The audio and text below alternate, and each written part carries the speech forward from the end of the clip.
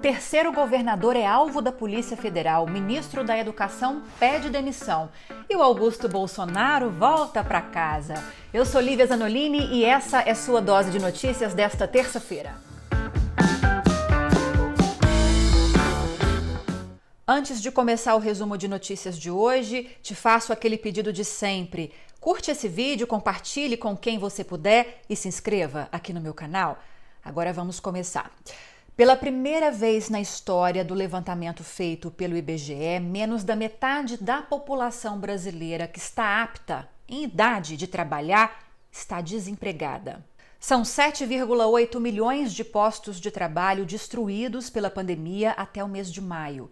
Destes, 5,8 milhões são de empregos informais.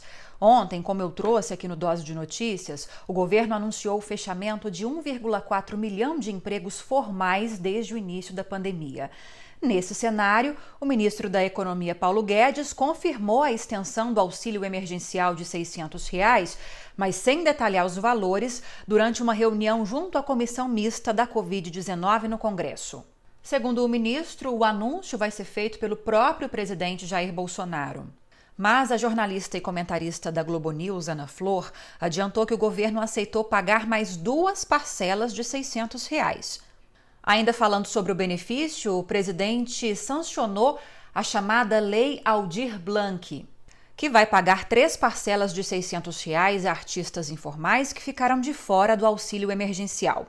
Além de impactar a saúde e o bolso, a pandemia vai interferir nos roteiros turísticos dos brasileiros nos próximos meses também. Isso porque os brasileiros serão barrados se tentarem entrar em países da União Europeia a partir de 1º de julho, quando as fronteiras externas do bloco serão reabertas.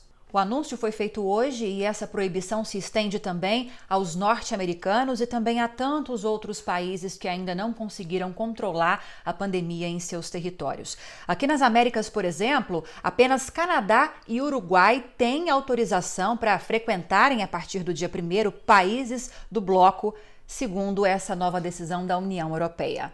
Nesta terça-feira, o Brasil atingiu cerca de 59 mil mortes e mais de 1.380.000 casos confirmados da doença, segundo o consórcio de veículos de imprensa. A gestão relâmpago do novo ministro da Educação, Carlos Decotelli, chegou ao fim nesta terça-feira. Uma nota divulgada pela FGV na noite anterior diz que Decotelli não foi professor e nem pesquisador da instituição, ao contrário do que consta no currículo dele. A situação teria sido a gota d'água, segundo fontes ouvidas pela Folha de São Paulo.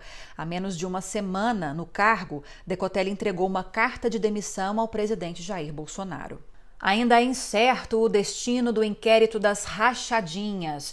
Tanto o Ministério Público do Rio quanto o Partido Rede Sustentabilidade recorreram ao Supremo Tribunal Federal para que as investigações retornem à primeira instância. Caberá ao ministro Celso de Mello tomar essa decisão. Na semana passada, desembargadores do Tribunal de Justiça do Rio votaram pela transferência do inquérito para o órgão especial. Para o colunista Reinaldo Azevedo, o ministro deverá seguir jurisprudência do próprio Supremo e devolver o processo para a primeira instância. As investigações têm como objetivo apurar se o então deputado estadual Flávio Bolsonaro se apropriou de parte dos salários dos seus funcionários, que é a prática conhecida como rachadinha.